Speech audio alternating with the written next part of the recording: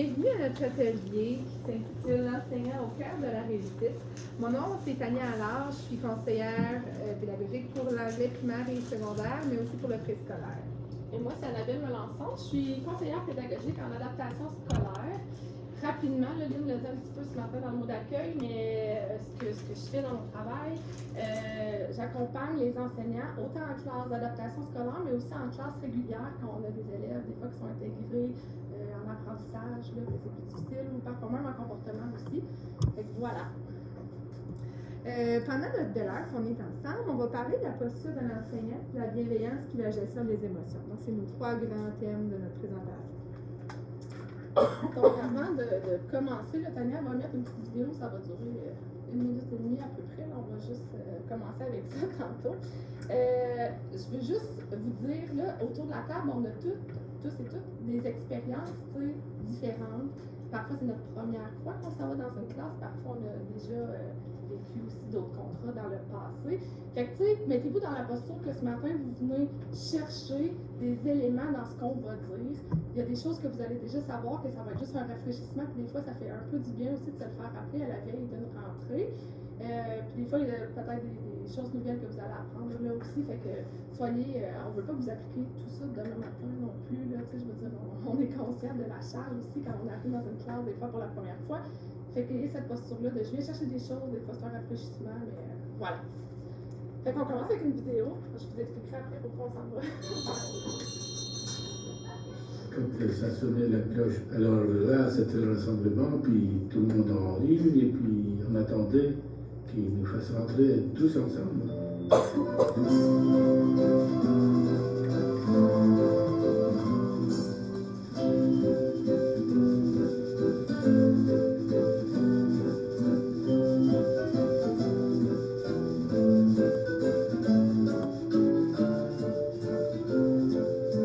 Vous pouvez vous asseoir.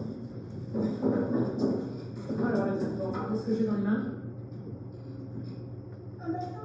Une baguette. Et à quoi va me servir la baguette?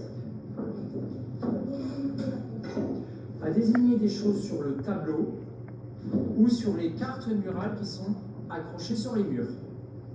Mais si l'un d'entre vous n'est pas sage... Il y avait des coups de règle sur les doigts, ça, bien sûr. Avoir les pieds bien au sol, le dos bien droit, et je ne veux pas de coude sur la table. 8 x 4. Punition. 32, tu te lèves, s'il te plaît. Tu vas avoir le droit au pot des dames. Vous avez le droit de vous moquer. Stop. Si vous aviez... Fallait pas parler, fallait pas faire de bruit. C'est juste une petite minute pour commencer tout ça. J'en voyais qui souriait en faisant comme c'est quoi le lien avec la posture de l'enseignant aujourd'hui. En fait, c'est qu'on n'est pas là du tout, mais aussi juste pour prendre conscience un petit peu de l'évolution de l'éducation au Québec, mais dans le monde aussi en général. Et ça teinte énormément parfois la posture qu'on a comme enseignant. C'est-à-dire que j'ai des expériences que j'ai vécues, j'ai mes parents qui m'ont parlé de l'éducation, j'ai parfois même mes grands-parents qui m'ont partagé des anecdotes. Puis là, des fois, je suis comme confrontée dans tout ça à me dire « Oh, mais moi, dans mon temps, c'était un peu plus comme ça. Est-ce que c'est ça que je dois reproduire dans les classes aujourd'hui? » En 2024, c'est différent. C'est pas mieux, c'est pas moins pire, c'est différent de par les enfants qui sont devant nous, mais aussi de par la posture de l'éducation en général au Québec. C'est un petit peu ça qu'on va démystifier là, avec vous ce matin. Donc, comme je le disais, mon expérience scolaire va inévitablement teinter la manière dont je vais m'adresser à mes élèves. Puis, des fois, c'est bon d'avoir une petite réflexion, des fois à la veille de la rentrée, dans nos premières semaines, de dire c'est quoi ma conception un peu de tout ça, puis quel enseignant j'ai envie d'être, moi, devant ma classe en 2024. Est-ce que c'est ce que j'ai vécu comme élève, ou des fois, ça va me ramener à me rappeler des enseignants que j'ai eu dans mon parcours, qui ont eu des impacts positifs. Donc, d'avoir ce petit questionnement-là, dans les premières semaines, ça peut être bon aussi, puis ça va replacer des fois certaines choses. Dans l'image qu'on vous a mis, comme dans la vidéo tantôt, l'enseignant a longtemps été un transmetteur de savoir, c'est-à-dire que je suis devant ma classe, je donne ma matière de manière très magistrale. sans me préoccuper de ce que les enfants vivent, de ce qu'ils peuvent penser, de leur opinion, de leur point de vue et tout ça. Ça a longtemps été ça, puis même des fois, c'est ça un peu qu'on a vécu à certains moments dans nos écoles.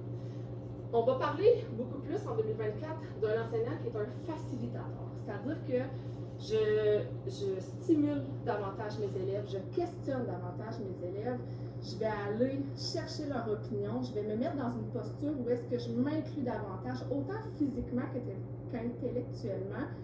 Je vais me rapprocher de mes élèves, pas pour devenir leur ami, pas pour avoir l'air cool, mais réellement pour avoir une préoccupation des élèves qui sont devant moi, puis on va voir tantôt les effets que ça a, puis où est-ce que ça peut découler.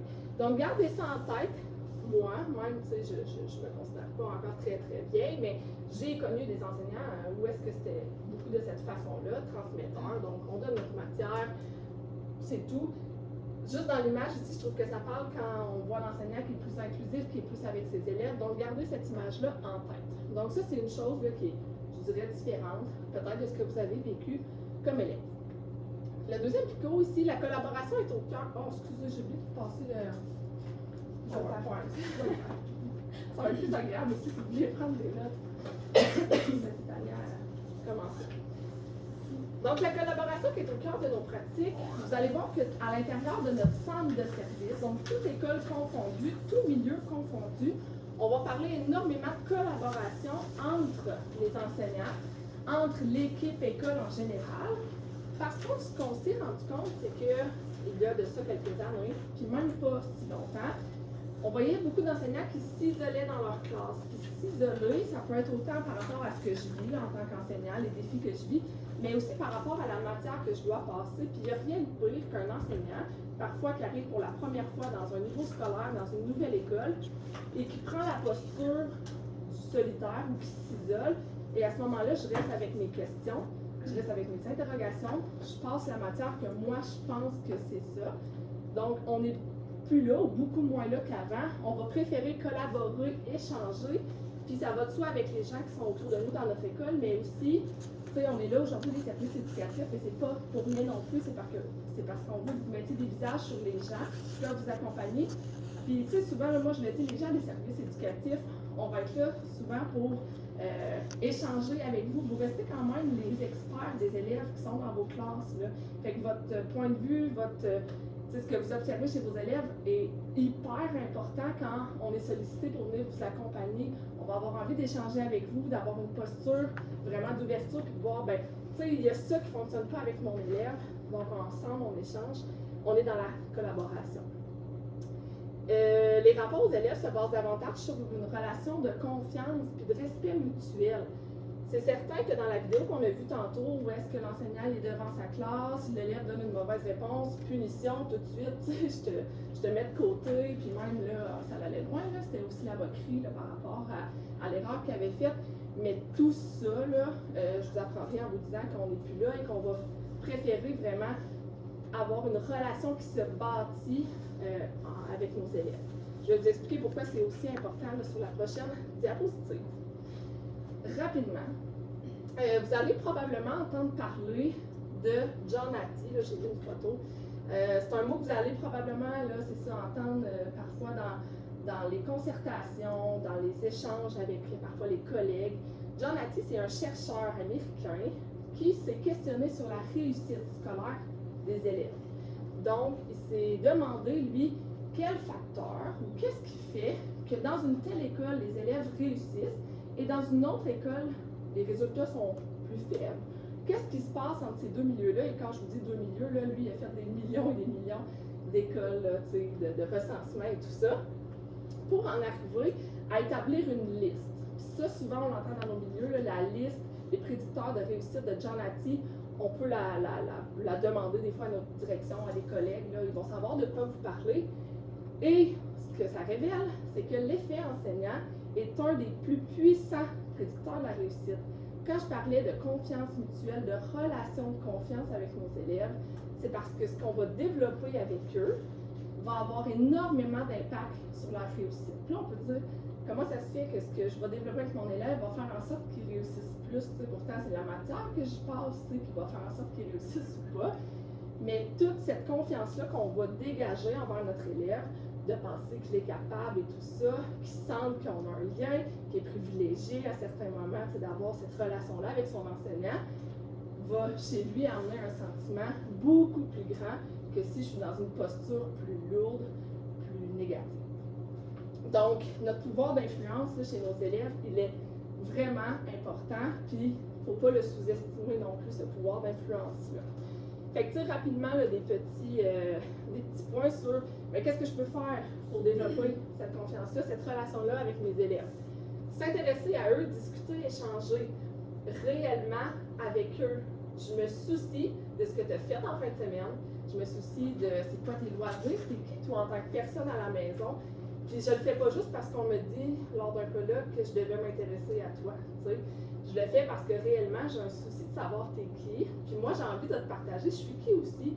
Tu sais, des fois il y en a qui vont dire ah ben je suis pas obligée de partager là, ma vie. Non, mais tu peux lui dire c'est quoi tes passions. Tu peux lui parler de que tu as une famille, que tu as des enfants. C'est des choses qui sont correctes et qui vont juste forger un petit peu la relation qu'on bâtit avec eux. Communiquer de manière respectueuse et positive, on l'a dit tantôt. Offrir des rétroactions positives et fréquentes, c'est-à-dire que toute la posture qu'on va avoir par rapport à ce qu'on observe dans notre salle de classe et comment on intervient va avoir un gros impact. Si je suis davantage dans, je vais dire le punitif, mais dans, je remarque que là, tu n'écoutes pas, tu lèves ta main quand je parle et je suis en train d'observer tous les comportements qui me dérangent, qui m'irritent, va faire en sorte que le climat va s'alourdir au fil du temps parce que l'élève va sentir qu'on est en train de reprocher constamment.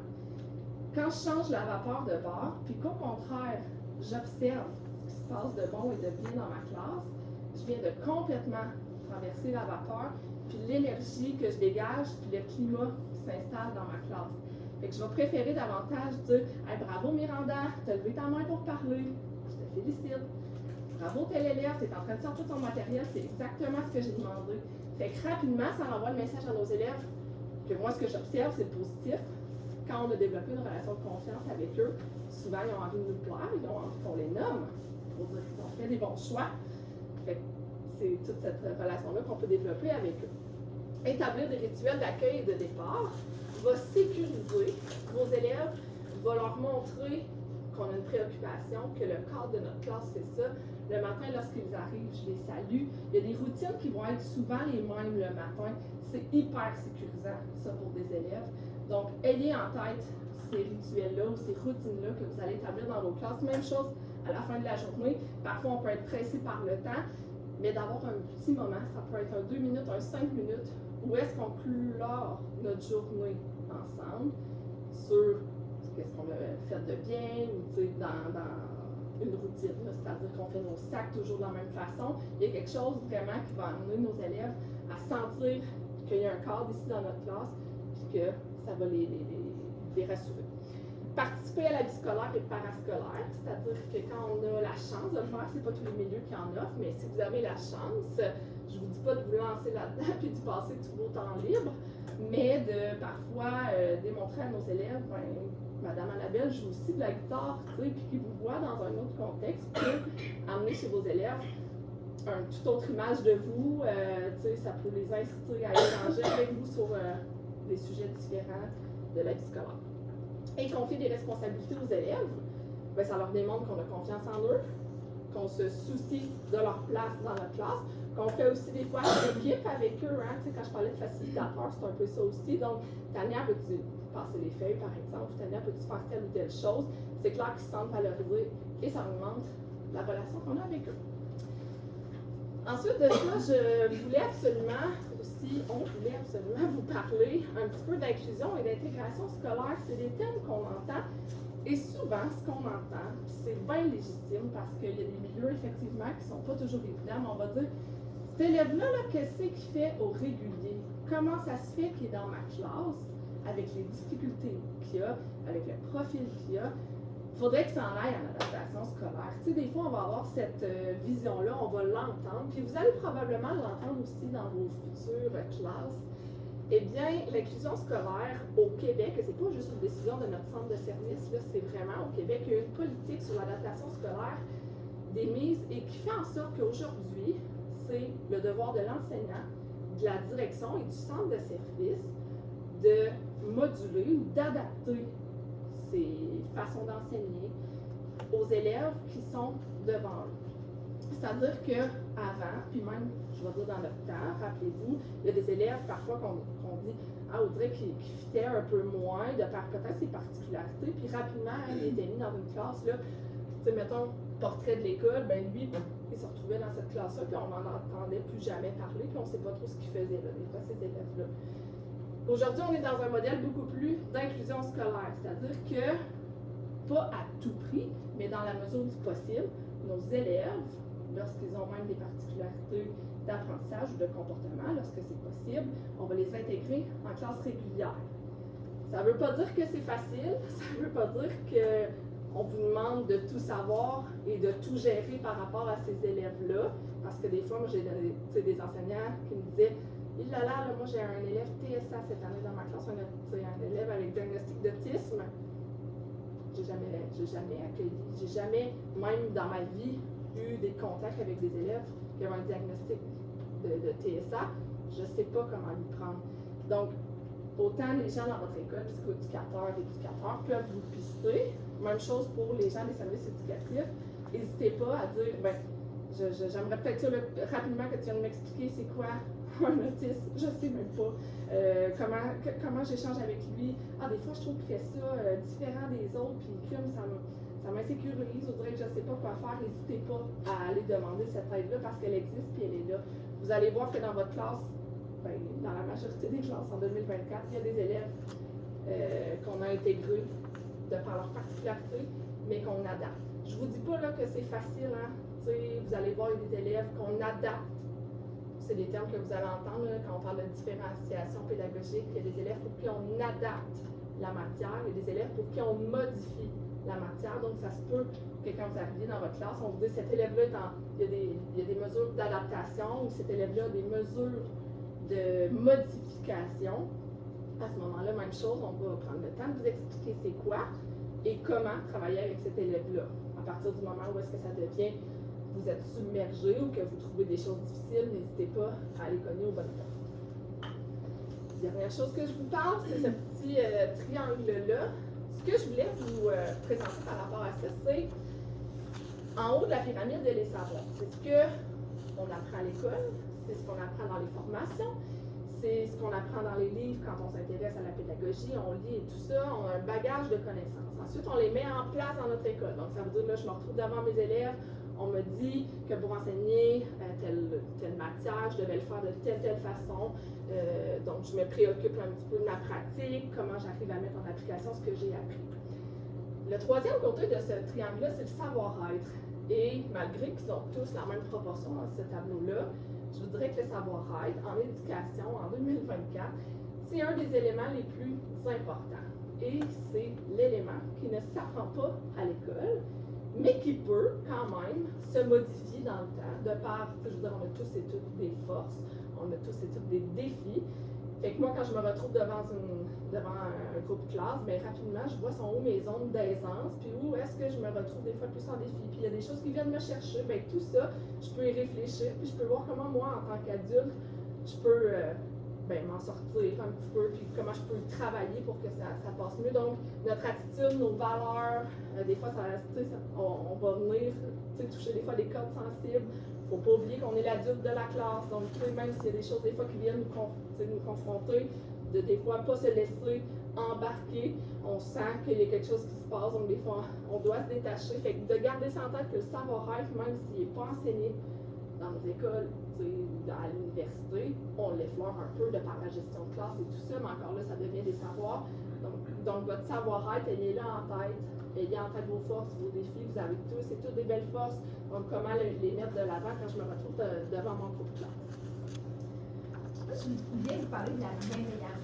La bienveillance, c'est comme un terme qu'on entend de plus en plus parler. Je vous dirais que c'est comme un terme un peu post-pandémique. De plus en plus, on l'entend dans les médias, dans l'éducation. Puis qu'est-ce que c'est la bienveillance? C'est un savoir-être qui va bien au-delà du respect et de la tolérance. Elle incite les personnes à se préoccuper de l'autre et à en prendre soin. En contexte scolaire, ça se traduit par des gestes et des attitudes empathiques qui témoignent d'une considération pour l'autre et d'une ouverture à son égard. Et intervenir avec bienveillance, c'est s'assurer que le milieu scolaire demeure un endroit où il fait bon vivre et à apprendre ensemble. Il faut se rappeler que chaque élève est unique et chaque élève a droit à l'erreur. Nous aussi, on a droit à l'erreur. Puis surtout qu'ils ont tous le droit d'avoir une connexion réelle avec eux, donc pour les aider à cheminer. Puis, un aspect fondamental de la bienveillance, c'est que ça part de soi. Il faut d'abord et avant tout être bienveillant envers nous-mêmes avant d'être en mesure d'être bienveillant avec d'autres personnes, donc les personnes qui sont devant nous dans les salles de classe. Et qu'est-ce que ça veut dire d'être bienveillant envers nous-mêmes? C'est d'accepter que on fait des erreurs. C'est d'accepter qu'on ne sait pas tout parce qu'on apprend, on a constamment à tous les jours et on se développe comme ça tout le temps. Et d'accepter aussi que lorsqu'on fait, on a des défis dans la classe, d'accepter d'aller chercher de l'aide, d'accepter d'avoir besoin d'une autre personne pour venir nous aider, c'est aussi ça d'être empathique envers nous-mêmes, puis d'avoir de la compassion aussi envers nous comme personne. Et si moi, là, je sens que j'ai un trop-plein aujourd'hui, puis j'ai besoin d'évacuer, ben pour être bienveillant envers moi-même, là, à l'heure du dîner, je prends 10 minutes pour faire des tours d'école ou d'aller juste marcher dans le village pour me remettre prêt pour ce qui s'en vient cet après-midi. Donc, c'est un peu ça la bienveillance envers soi-même. Puis, ça fait en sorte que c'est une valeur qui est essentielle lorsqu'elle est pratiquée de façon authentique et qui va faire en sorte que la qualité de nos relations avec les élèves va être pas mal plus bonne à ce moment. On dit de croire en nos élèves.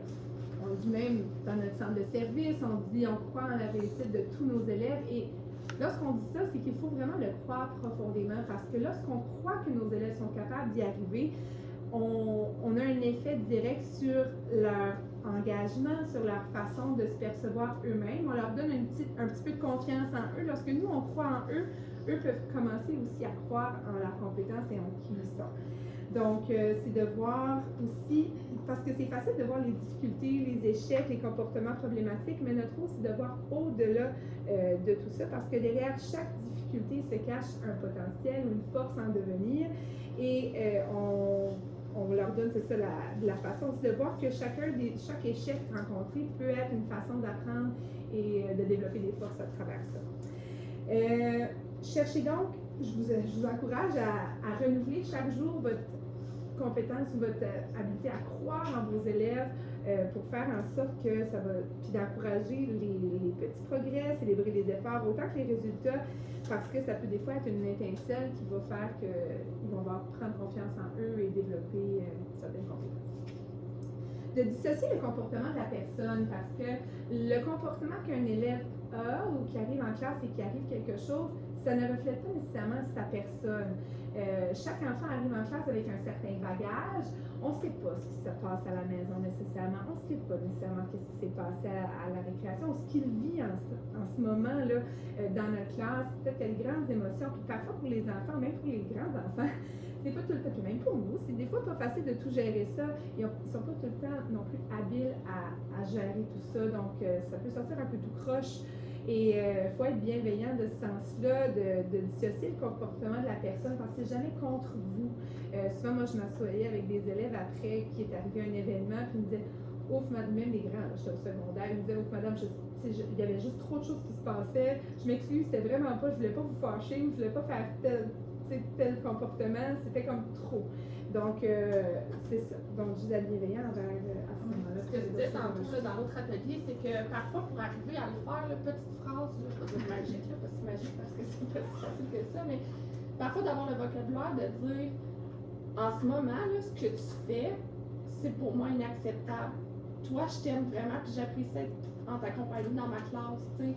On a des bons moments ensemble, mais en ce moment, ma limite, elle est là, puis tu l'as atteint. Fait que moi, ça, c'est inacceptable. Fait que même pour lui, ça envoie le message de OK, mon comportement, clairement, je devrais le modifier, tout ça, mais mon enseignante m'aime.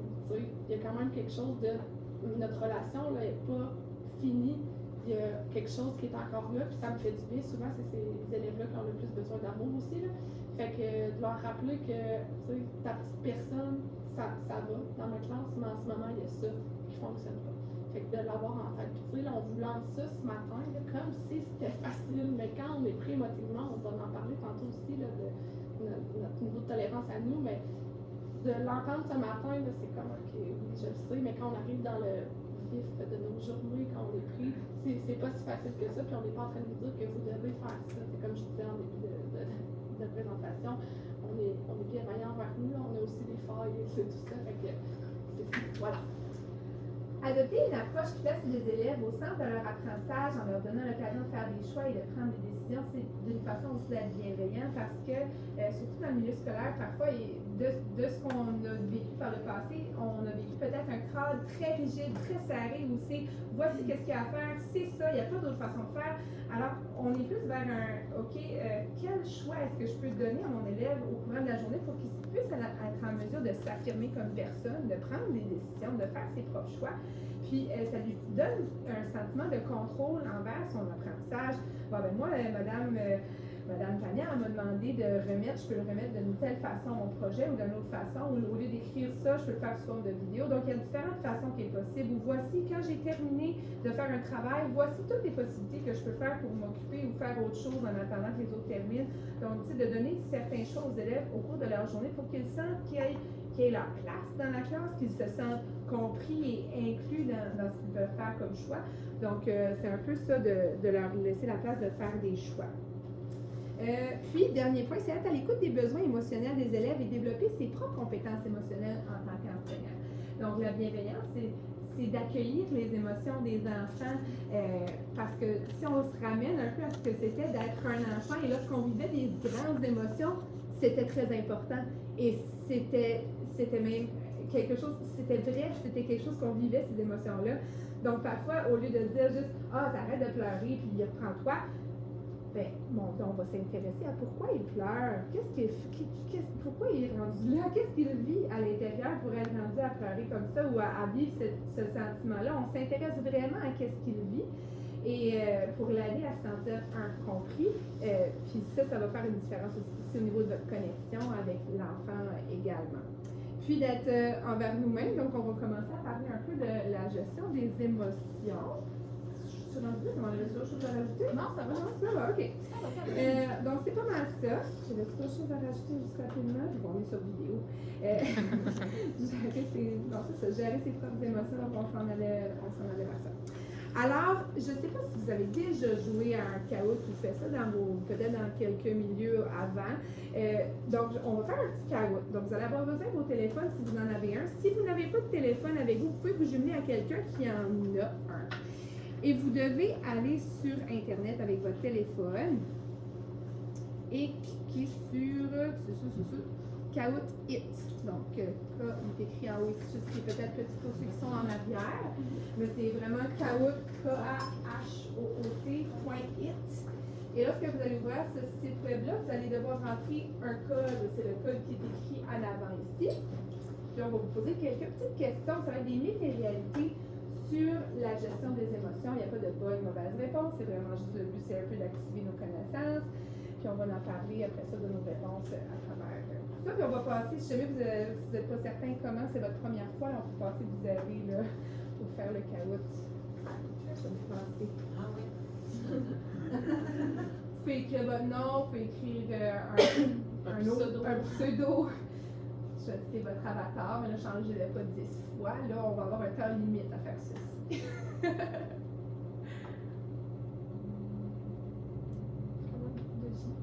Oui, quand même, je vous dis. Donc, je regarde. Moi, j'ai déjà joué en tant que prof, pas en tant qu'élève. Je comprends pas trop ce que je prends. Carotte, parce que des fois, quand on marque carotte, là, juste dans la bouillonne, ils vont nous emmener dans le sol.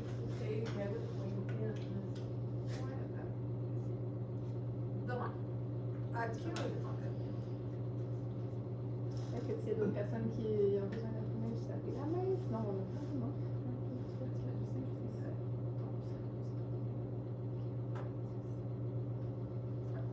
Tout le monde est là? Est-ce que vous voyez tout votre petit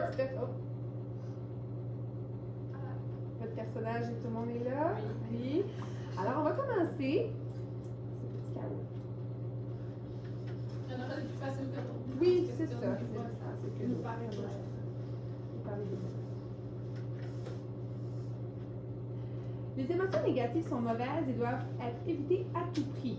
Est-ce que c'est un mythe qui est en rouge ou une réalité qui est en bleu? Donc, vous devez choisir la bonne couleur. Donc, est-ce que Un mythe, c'est faux. un mythe c'est faux? C'est ça. C'est surligné en En rouge. réalité, c'est vrai. Alors, les émotions négatives, c'est que, comme les émotions positives, c'est des émotions qui sont naturelles, puis donc, ils peuvent être utiles s'ils sont bien gérés. C'est toujours ça le mot d'ordre ici. Donc, bravo.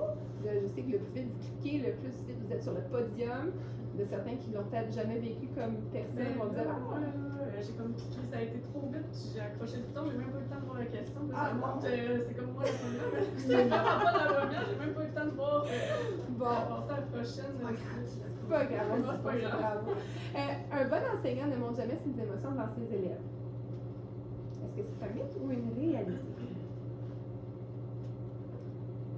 Vous avez raison, c'est un mythe, donc de montrer ses émotions de manière appropriée peut être bénéfique pour les élèves parce qu'on agit comme modèle de gestion des émotions. Donc, si nous, on montre comment on gère nos émotions, puis on montre en même temps nos stratégies qu'on utilise pour se calmer ou pour gérer ce qu'on vit, ça leur donne des modèles aussi à suivre, des bons modèles.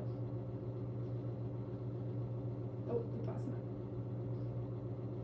L'intelligence émotionnelle est innée et ne peut pas être développée.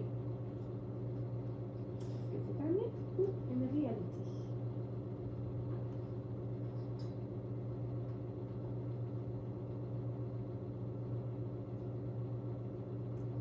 C'est un mythe. Ça accroche. Donc, oui, c'est quelque chose qui peut être développé et amélioré, soit en faisant des lectures, en faisant des formations et en pratiquant surtout, donc, un vrai contexte scolaire dans une situation d'être capable de le pratiquer aussi. Super. La gestion des émotions consiste à les reconnaître, les comprendre et les exprimer de manière appropriée. Est-ce que c'est un mythe ou une réalité?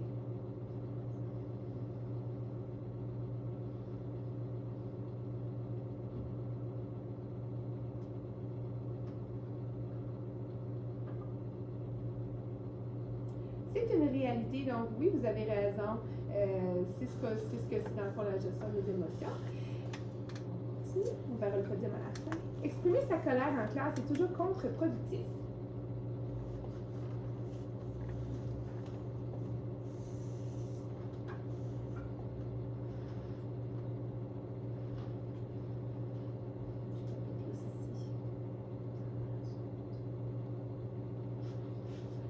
Donc, exprimer sa colère en classe, c'est toujours contre-productif? Non, de manière contrôlée, elle peut être nécessaire, surtout pour dire « elle est là ma limite, vous l'avez atteinte ». Donc, c'est pour resserrer le corps. Donc, des fois, il faut monter le ton un peu pour puis exprimer une colère pour montrer elle est où notre limite. C'est correct si elle est faite de façon, de manière contrôlée.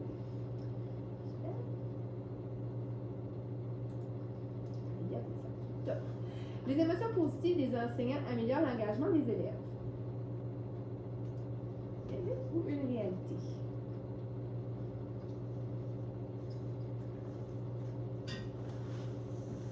Donc, effectivement, c'est une réalité. Les émotions positives peuvent effectivement améliorer l'engagement et la motivation. Lorsqu'on arrive avec une enseignante qui est motivée, qui est souriante, qui est positive, ça fait en sorte qu'on a le goût d'être dans la classe avec cette personne-là, puis d'échanger, puis d'apprendre avec cette personne.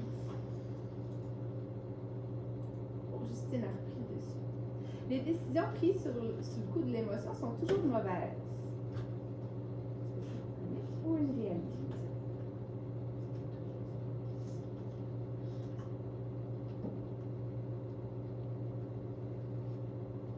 Donc, c'est un mythe. Parfois, c'est pas parce qu'on est dans une grande émotion que les décisions qu'on va prendre, on va nécessairement les regretter par la suite.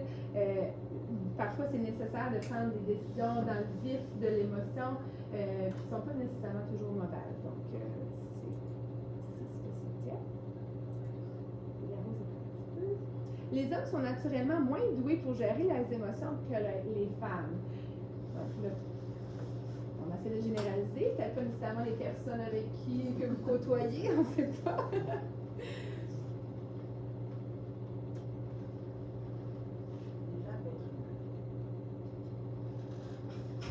exactement, tu sais, on les gère pas de la même façon, mais on n'est pas, il n'y a pas un genre qui est plus ou moins doué à gérer ses émotions, c'est juste que on le fait autrement. Exactement.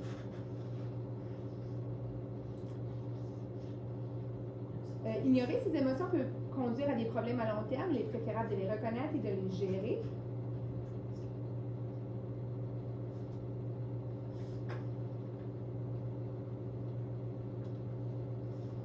Donc oui. Puis des fois, c'est pas facile de dire que de reconnaître, OK, là, je suis en train, là, je sens que j'ai une émotion, de reconnaître notre émotion, puis de l'accepter. OK, j'accepte que présentement, là, je me sens pas bien, là, je vis quelque chose. Donc, il faut apprendre à reconnaître et les gérer, puis de les gérer. Faut les gérer parce qu'à long terme, c'est ça peut avoir des effets comme, je vais te laisser traduire, C'est juste parce que j'ai fait l'intervention tantôt dans l'autre groupe. Quand je les ignore, mes émotions positives ou négatives, là, c'est sûr qu'on parle un peu plus là, ici des émotions négatives qui arrivent, mais peut faire en sorte que j'ai accumulé certaines choses au fil de ma journée. Et là, j'ai un élève qui fait un comportement X, qui peut sembler plus ou moins banal, mais là, moi, là, mon ventre vient de déborder et là, ma réaction est impulsive et pas contrôlée.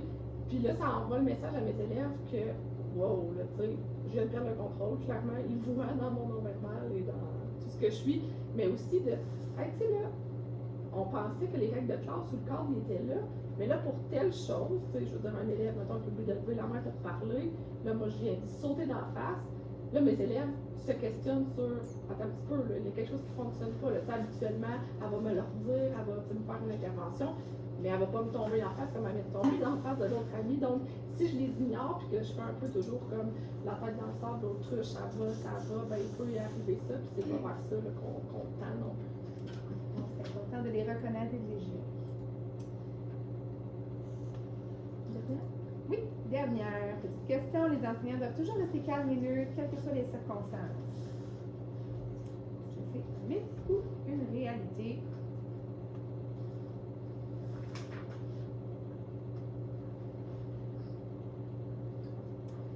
C'est un peu mélangé ici. Donc, d'être calme et neutre, c'est bien, mais en même temps, ce serait plate de toujours être calme et neutre. Hein? Donc, faut montrer aux enfants qu'on a des émotions. Lorsqu'on est excité, on a le droit d'être excité. Lorsqu'on est heureux, on a le droit d'être heureux. Lorsqu'on est fâché, on a le droit d'être fâché aussi. Donc, de leur montrer, encore là, d'agir comme modèle de gestion des émotions, c'est ce qu'on veut faire là, dans les classes. Donc, toujours calme et neutre, ça serait long parfois. Donc, de vivre des émotions, ça rend la vie pas mal plus excitante et colorée.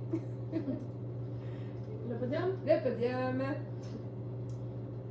Ouais, Justine.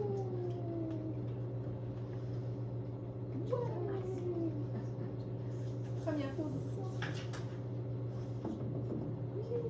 Bravo. Donc, c'était vraiment juste pour une activation de connaissance par rapport. Oui, puis ça met un peu la table à ce qui s'en vient.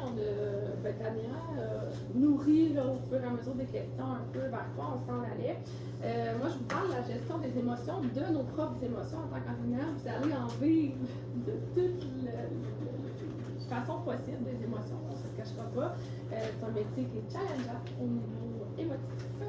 Donc, la première chose, là, comme j'ai dit tantôt à l'autre groupe, si vous avez quelque chose à retenir aujourd'hui ou à mettre en souligneur, là, ce serait ça ici. Reconnaître son niveau de tolérance. C'est hyper important en tant qu'enseignant de prendre son propre pouls sur comment je vais, qu'est-ce qui se passe en dedans de moi, sur l'heure du midi, lors d'une pause, en plein cours avec des élèves, je sens qu'il y a quelque chose qui se passe. Donc, je reconnais qu'aujourd'hui, j'ai moins de patience. Aujourd'hui, j'en ai beaucoup de patience, puis je peux me permettre de faire quelque chose de plus fun. Puis ça va amener des changements, ça, dans vos routines. Ça peut amener des changements dans votre planification, dans votre organisation de classe. Quand vous vous permettez, c'est vraiment, là, vous vous permettez de prendre ce temps-là pour vous poser ces questions-là. C'est-à-dire que moi, je suis enseignante, mon avant-midi a été un peu chaotique. Si je me permets de prendre la peine sur l'heure du midi, 1 minute, 2 minutes, de faire comme, OK, là, je me sens un peu dépassée. Mon avant-midi était de la chenoute. Je sens que ma patience a ses limites. Je pensais faire de l'art plastique après-midi, un gros projet où est-ce qu'on va sortir la peinture puis les affaires. Puis je sais que dans ce temps-là, c'est un peu le chaos dans ma classe. Est-ce que je suis prête à vivre ça? Peut-être pas. Fait que je vais faire un changement à mon horaire. Je vais être bienveillant envers moi-même puis je vais faire les changements qui s'imposent. Donc, de le reconnaître, c'est vraiment important. Ça aura certainement un impact sur votre gestion.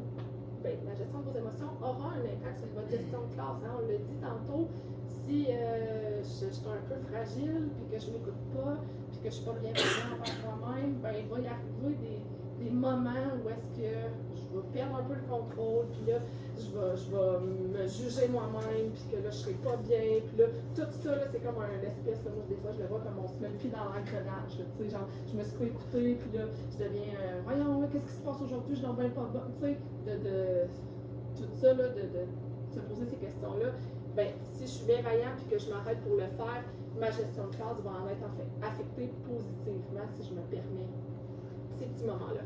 De se donner le droit à l'erreur et de se reprendre pour préserver le lien, c'est hyper important. Comme je le disais tantôt, des fois avec nos tout petits, pour ceux qui seront avec les petits, on dirait que c'est comme plus facile. On dirait qu'on va être comme ah ben là, madame Annabelle, elle vient de se tromper, on reprend ça, on fait une blague, on rit, les élèves vont trouver ça mignon. Chez nos élèves, des fois un peu plus vieux, secondaire, primaire, on dirait que parfois, on va se mettre une pression à dire, ben, tu sais, moi, là, mes élèves connaissent déjà beaucoup de choses, tu sais, puis ils ont une maturité. Des fois, effectivement, faut que j'aie réponse à ce qu'ils vont me demander, il faut que je sois sa coche, sinon ils vont s'en rendre compte. Ben, enlevez-vous cette pression-là. Parce qu'on est des humains qui travaillent avec des humains, on a le droit de se tromper, puis rien de mieux pour un élève que de voir son enseignant faire comme, tu sais, je suis en train d'enseigner quelque chose en maths, là, on faisait des additions. Là, je viens de me rendre compte que ce que j'étais en train de faire, là, je suis un peu à côté de la traque, ça arrive à tous les enseignants. Là. Fait que de faire comme « Hey, stop tout le monde, je viens de me tromper, je viens de vous montrer quelque chose que finalement, là, c'est même pas ça. On efface puis on recommence. » Ça fait que, OK, tu sais, mon enseignant fait des erreurs, puis juste de la manière qu'il me démontre qu'il est en train de les accepter, va légitimer quand moi aussi je vais en faire des erreurs, puis ça va être finalement quand même correct. Fait que ne pas avoir peur de le nommer, de faire une blague avec ça, vraiment de se décharger un petit peu de cette pression-là, ça va être important. Puis, Oui, juste aussi le droit à l'erreur au niveau de la gestion des émotions, ça peut arriver qu'à un moment donné, on perd le contrôle, on dit quelque chose s'est échappé, puis oh mon Dieu, il fallait pas que je lui dise ça, c'est pas ce que je voulais dire à cet élève-là, c'était vraiment mon trop-plein qui a parlé. De se reprendre avec cet élève-là aussi, de lui expliquer la situation, de s'excuser. Parfois, on a le droit de s'excuser à nos élèves d'avoir mal agi parce qu'eux aussi, parfois, ils font des comportements qui ça leur montre que c'est ça. Des fois, on s'excuse, qu'on se reprend vers ces élèves-là. Ouais. Je le disais tantôt à l'autre groupe, là, on est un peu mal fait. Des fois, là, on est juste des filles, là, fait que, je veux dire, les femmes, des fois, on est un peu mal fait. On se compare beaucoup aux autres. Fait que, des fois, on va faire comme crime l'enseignante avec qui je travaille. Là, elle ne perd jamais le contrôle. On dirait qu'elle est tout le temps genre, en possession de ses moyens. Elle, ça va bien. Jamais que je la vois comme être en surcharge. Puis là, ça m'arrive dans mon quotidien où est-ce que j'ai rien qu'envie de sacrer mon camp ou de sortir dans le corridor prendre des respirations. Ben, dites-vous là, que ça, là, ce que vous ressentez, puis comment là, vous êtes en train de réfléchir, c'est juste un cadeau que vous vous faites. Parce que si vous prenez la décision de sortir 30 secondes dans le corridor pour respirer, ça revient à ce que je disais tantôt, vous êtes en train de reconnaître votre niveau de tolérance, vous êtes en train de vous servir parce que vous ne pognerez pas les nerfs, peut-être que juste ce petit 30 secondes-là va avoir sauvé une partie de votre période. Puis, ben après ça, je reviens, puis tu sais, c'est pas faible, c'est juste que je me sers, je suis bienveillante envers moi-même et ça aura des impacts positifs sur le reste de ma journée. La force de l'équipage, réalité de nos petits milieux, on a dans certains milieux, là, certaines écoles, des petits pavillons, hein, il y a des petites écoles des fois pas très grandes, où est-ce qu'on n'est pas beaucoup dans l'école, puis des fois la psychoéducatrice n'est pas toujours là, des fois il y a une éducatrice qui est là à temps partiel, il n'y a pas de secrétaire, fait que, des fois on a comme plusieurs chapeaux à porter, ça peut devenir lourd, ça peut être difficile. La force de l'équipage, c'est-à-dire les gens qui sont avec nous au quotidien dans cette école-là, il y aura d'autres enseignants, il y aura des spécialistes à l'occasion. Ayez en tête que c'est gagnant d'avoir un sentiment d'appartenance, surtout dans les petites écoles. Des fois, on va se sentir isolé, on va dire crime, on va dire que genre, je suis tout seul, ou tu sais, je suis la seule au premier cycle parce que moi j'ai une 1 et 2, puis tu sais, on est une petite école, fait que là, mes collègues de première, deuxième année sont, tu sais, j'en ai pas, ou tu sais, mais vous avez d'autres enseignants autour de vous, puis des fois, tu sais, si je suis en troisième, quatrième année, je peux aller voir l'enseignante de l'année d'avant, puis faire comme, toi, tu faisais quoi avec ces élèves-là pour faire telle chose? Moi, ça marche pas, j'y arrive pas. Donc, ne sous-estimez pas la force de l'équipage, des gens qui seront quand même autour de vous. tant mieux pour ceux qui seront dans des grosses écoles où est-ce que là, il y a toujours la psychoéducatrice puis qu'il y a du monde pour vous entourer, là, mais c'est pas la réalité de tout le monde. Et la dernière phrase, peut-on être son meilleur ami? Là, on le voyait de deux différentes façons quand on a présenté quand on a préparé en fait le PowerPoint. Moi, c'était comme est-ce qu'on peut être son propre meilleur ami? Je répondrais quoi à un collègue ou à mon meilleur ami s'il arrivait avec la même situation que moi je vis actuellement? Parce que des fois, là, dans le brouhaha du quotidien, la pause arrive, là, il s'est passé quelque chose, j'aimerais ça aller voir un collègue, une collègue, de juste faire comme hey, moi là, il s'est passé ça un matin, mon élève me dit telle affaire, puis là, je sais pas comment réagir, il me semble que j'ai mal réagi, des fois on aurait besoin de ventiler. Là, des fois, on n'a pas l'opportunité de le faire. Bien, rappelez-vous, je répondrais quoi si mon collègue, ma meilleure amie venait me dire ça? OK, ben, je dirais, ben, tu sais, telle affaire, ça ressemble, puis on fait comme, OK, bon, on repart pour la prochaine période. Donc, ça revient encore là à la bienveillance, mais, tu sais, soyez doux avec vous-même. Ça pourrait être vu aussi, est-ce qu'on doit être amis avec nos élèves? Est-ce qu'on doit avoir ce lien-là, tu sais, de body d'amis? La réponse est non, même pas avec les plus grands. On peut avoir de très très belles relations avec nos élèves, des grandes relations de confiance. Tu sais, pour ceux qui sont au secondaire, des fois vous allez être le cœur de certaines confidences. Tu sais, c'est des liens qui sont vraiment privilégiés, mais on n'a pas à être l'ami de nos élèves. Parce qu'à ce moment-là, veut pas, en éducation de nos enseignants, ce qu'on veut, c'est qu'il y ait quand même une hiérarchie là, dans la classe. Tu sais, oui, on parle de bienveillance et tout ça, mais nos élèves nous doivent respect, nous doivent, tout ça, c'est encore au cœur, puis c'est hyper important. Fait que je dois rien à mes élèves en termes de liens d'amitié, de liens amicaux. Donc, de rester, de garder ça en tête. Moi, j'ai déjà eu des enseignantes qui m'ont dit oh, tu sais, je suis en 6e année. Puis là, le vendredi après-midi, j'étais très lousse avec mes élèves. On a joué ensemble. Je me suis permis des fois un vocabulaire que j'aurais pas été là en classe. Mais là, le lundi matin, revient. Mes élèves ils ont encore un peu cette image-là de moi. Là, j'essaie de recadrer des choses. Là, oups, ça marche moins bien que ça marchait parce que je me suis permis trop de liberté. Fait que, de juste le garder en tête que notre but, c'est pas d'être amis avec nos élèves, c'est pas qu'ils nous aiment à tout prix non plus. Là. Moi, il y a quelqu'un qui m'avait déjà dit, être aimé de nos élèves, c'est un peu la cerise sur le Sunday. On a notre matière à passer, on a des manières de le faire.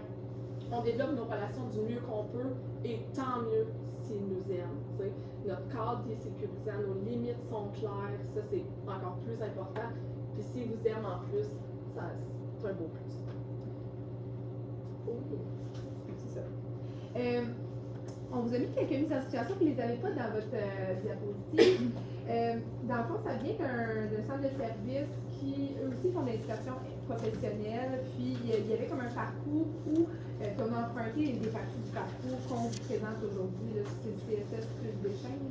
Des patriotes. Des patriotes. Donc, c'est votre première journée d'école, c'est la première période avec vos élèves. Donc, vous accueillez, saluez les élèves avec le sourire, c'est moi, j'ai déjà un peu peur.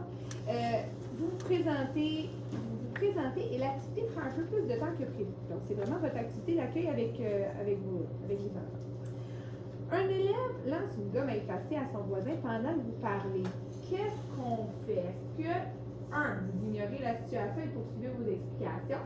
Est-ce que 2, vous dites à l'élève perturbateur de ne pas lancer la gomme à effacer? Ou 3, vous faites une blague pour détendre l'atmosphère? Qu'est-ce que vous choisiriez? Levez la main ceux qui... Pas de mauvaise réponse ici. Donc, levez la main ceux que vous diriez 1. Vous ignorez la situation et poursuivez vos explications. OK? Si vous diriez 2, vous dites à l'élève perturbateur de ne pas lancer la gomme à effacer. 2, 3, OK.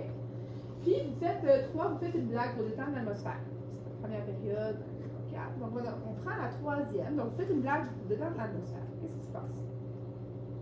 Visiblement, ça a peu d'impact. La situation empire et les élèves rient. C'est correct. Donc là, on sent qu'il y a peut-être une petite émotion qui s'en vient. Là, le même élève, il vous répond. Moi, en tout cas, j'aime mieux Mme Martine que vous. 1. Vous décidez de commencer l'activité qui est le jeu que vous aviez prévu pour briser la glace avec les amis. 2. Vous terminez rapidement votre présentation personnelle et demandez à chaque élève de se présenter au lieu de faire nécessairement le jeu de brise-glace. Puis, ou 3. Vous continuez votre présentation comme vous l'aviez prévu. Donc, levez la main, ceux qui vous choisiriez 1. donc je veux dire, vous décidez de commencer l'activité, le jeu que vous aviez prévu pour briser la glace. Vous terminez le 2, vous terminez rapidement la présentation, puis chaque élève se présente chacun leur tour. Donc, on modifie un peu l'activité.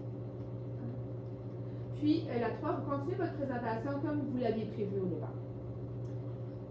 Et là, qu'est-ce qui va se passer? Les élèves écoutent de moins en moins. Certains discutent même entre eux sans vous porter attention. Puis là, je ne veux pas que vous vous sentez mal de dire « Oh mon Dieu, on a-tu pris la mauvaise décision? » On a fait le parcours et toutes les réponses menaient au même résultat. Donc, c'est juste pour vous montrer que des fois, même si on a des très bonnes stratégies en poche, on va essayer des choses avec certains groupes, puis après l'autre d'après, ça ne fonctionne pas. Puis parfois, même malgré nos bonnes intentions et nos bonnes choses qu'on met en place, ça lève pas plus, même que ça empire. Donc, c'est des situations qui peuvent arriver. Puis là, il faut juste s'écouter et dire OK, comment je me sens là? Comment on se sent quand ceci arrive dans une salle de classe ou dans un moment comme ça? Comment vous vous sentiriez là, à ce moment-là? Vous essayez des choses, ça ne fonctionne pas, on essaie d'autres choses, ça empire. Comment on se sent à ce moment-là? Incompétent. Il n'y a pas de mauvaise réponse. Comment? Déstabilisé, un peu sur la panique. On sent qu'on commence à avoir chaud là, en avant du groupe. Perte de confiance. Perte de confiance, c'est certain. Donc, on va vous donner, oui, peu importe les situations, des fois, il y a comme plein d'émotions qui arrivent, puis là, on voulait vous donner comme quelques stratégies pour vous aider peut-être à revenir, à reprendre le dessus de vos émotions, même quand ça commence à moins bien aller. Essayez pas de les lire, là, dans le fond. Tu sais, Tania va en lire quelques-unes dans les tellers, là. Ça file. Ça file. Fait qu'on va plus le passer, puis... Je vais en faire taper une avec Ok. quand même. Donc, pendant qu'elle vous passe la photocopie, est-ce que vous avez des trucs qui vous aident vous-même à, comme, là, à quelque chose dans le contexte scolaire? Tu sais, je sais que des fois, on peut plus permettre d'autres choses, mais en contexte scolaire ou avec les jeunes, qu'est-ce que vous faites, vous, pour vous calmer ou pour juste essayer de reprendre, de gérer vos émotions? Est-ce qu'il y a quelque chose que vous faites? Sinon, on a des petites pistes pour vous. Oui, moi, je respire. De respirer, et ça donne bien, c'en est une aussi, c'est une des premières qui ressort dans toutes les recherches que je faisais, c'était souvent juste de prendre le temps de respirer, de se recentrer en faisant des respirations profondes et lentes. Donc, de prendre le temps de faire... de le faire 3 à 5 fois de façon calme, parce que si je fais ça versus... c'est pas le même genre de respiration, c'est pas ce qu'on sait. Donc, prenez le temps de le faire calmement. Puis même si ça comme met un peu une pause à ce qui se passe dans le moment, c'est pas grave. Prenez le temps de prendre le temps pour vous, puis en étant bienveillant envers vous-même et d'être capable de ramener ces émotions-là. Il y a aussi, par exemple, une que juste de bouger. C'est pas nécessairement écrit, là, mais il y a la poupée de chiffon qui rentrait peut-être un peu là-dedans. Juste le fait de tout relâcher. C'est juste de se laisser là, les bras ballants. C'est quelque chose que vous pouvez faire devant les élèves, c'est quelque chose que vous pouvez faire dans votre pause, c'est quelque chose que vous pouvez faire avec les élèves. Il faut dire, OK, là, je sens que là, j'ai chaud, je me sens pas nécessairement bien, je sens que j'ai comme une grosse émotion. J'aimerais que vous m'aidiez à évacuer mon émotion avec moi. Puis là, on se lève les élèves, puis on dit, OK, là, on va se relâcher, on relâche. Puis là, on laisse un petit 30 secondes, on bouge nos bras. OK, on bouge, on saute. Peu importe, pour vous aider à vous-même à évacuer. Puis peut-être que les enfants, ça va juste leur faire du bien aussi de bouger pour être encore, ça va désamorcer ce qui se passe ou la situation. Puis, je pense que je dirais juste ça pour l'instant, mais tu sais, il y en a quelques-unes, puis on veut que ce soit des pistes pour vous, que vous ayez comme à portée de main, parce que parfois, ça peut arriver, vous faites ce que vous voulez avec, mais tu sais, le but, c'est que vous explorez un peu qu'est-ce qui marche pour vous. Donc, d'essayer, de regarder, d'essayer les différentes techniques, de voir qu'est-ce qui marche pour moi, que je fasse de la visualisation positive, que je m'imagine complètement ailleurs, à mon milieu, où je me sens le plus bien au monde. Je m'imagine à cet endroit-là pour vraiment juste me recentrer. Est-ce que je veux faire peut-être les 5 sens ou j'essaie de mettre mon attention ailleurs pour vraiment calmer mon émotion? Donc, si je prends le temps de faire mes 5 sens, puis je nomme dans ma tête un peu tout ça, tout ce que je vois, 5 choses que je vois, 4 objets qu'on touche, 3 bruits qu'on entend, je prends une gorgée d'eau pour ce que je goûte. Donc, une chose qu'on goûte, ça permet de se recentrer, puis de faire peut-être partir ou d'apaiser l'émotion qui était en train de monter. Vous pensez peut-être pas qu'on irait là aujourd'hui, là, on n'est pas en retraite fermée du yoga en ce moment, là, mais c'est vraiment pour que vous ayez un petit outil à portée de main. Des fois, quand justement là, les mises en situation, là, l'enseignant, je sais plus quoi faire, là, pouf, j'ai ça pas trop loin dans mon bureau, je le sors, je le mets là, puis là, je fais comme, ok, ouais, je vais prendre un petit temps pour me calmer. Puis tout le monde réagit différemment et ont différentes techniques qui leur sont propres. Donc, tu sais, il y en a qui vont juste se retirer dans le corridor pour aller prendre des respirations, comme qu'on avait nommé tantôt, en laissant la porte ouverte. Ou juste le fait de bouger ou de chanter ce qu'on vit, des fois, ça peut fonctionner aussi, dépendant de comment vous êtes à l'aise aussi. Moi, c'était plus mon style, mais on a chacun sa façon de faire. Ça peut être aussi, moi, avant mes groupes difficiles, quelque chose qui me fonctionnait pour me redonner confiance, parce que des fois, quand ça va pas bien avec un groupe, puis c'est tout le temps le même groupe, puis on se dit, il faut quand même que je les vois, là, une fois de temps en temps, ces groupes-là. Juste de se positionner comme en position de super-héros, de lever la tête en l'air, c'est prouvé par la recherche que ça apporte de la confiance en soi, puis ça apporte qu'on est, on est plus ferré, puis peut-être plus souriant, puis plus accueillant lorsque le groupe arrive, parce qu'à chaque jour, même si ça a mal été le cours passé, on repart à neuf.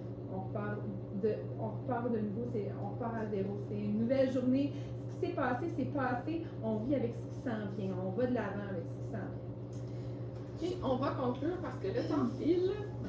En conclusion, si on vous pitch quelques grandes idées qu'on veut qu'ils soient nommées et nommées, gardez pas les situations embarrassantes ou ce qui se passe pour vous. Partagez-les. Nous, on aimait bien le mot, un binôme dans votre école. Trouvez-vous quelqu'un avec qui ça connecte, que vous avez la chance de pouvoir échanger autant sur l'apprentissage, mais sur vos émotions et sur la vie en général. C'est hyper important. Ensuite de ça, la collaboration avec toute l'équipe école peut faire une grande différence. Restez pas derrière les portes fermées, ne restez pas dans votre classe tout seul. Ça vous mènera nulle part. Échangez avec les autres. Voilà. Vous faites une grande différence dans la vie des enfants. Vous êtes un adulte qui est signifiant pour eux. Vous passez beaucoup de temps avec eux. Sous-estimez pas la grandeur de votre influence. On en avait déjà parlé, mais on le nomme quand même.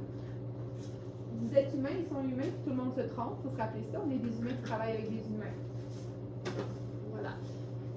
Je vais vous remettre en finissant, puis tu sais, vous pourrez le lire maintenant à la pause du dîner dans un autre temps. Là. Je ne veux pas qu'on prenne le temps parce qu'il y a quand même un autre atelier qui commence aussi à 11h15. Fait que pas de pause. Là. C'est un texte du Journal de Québec. Le titre, c'est « Ah, les jeunes d'aujourd'hui ». Mérite-t-il vraiment cette appellation méprisante? Quand on parle de bienveillance dans nos écoles, dans nos classes, on entend ça. Hein? Nous autres, dans notre temps, on ne fait pas de même. Ou tu sais, des gens même qui arrivent en éducation qui sont comme « Mon Dieu, genre, c'est quoi ces enfants-là? C'est quoi ces élèves-là? » Ça n'a rien à voir avec ce que je m'étais imaginé ou ce que je pensais de nos élèves. Donc, ce petit texte-là va aussi amener une lunette différente de nommer les élèves d'aujourd'hui. Ils sont pas mieux, ils sont pas pires, ils sont juste différents. Fait que vous pouvez lire dans un autre temps. Fait que sur cette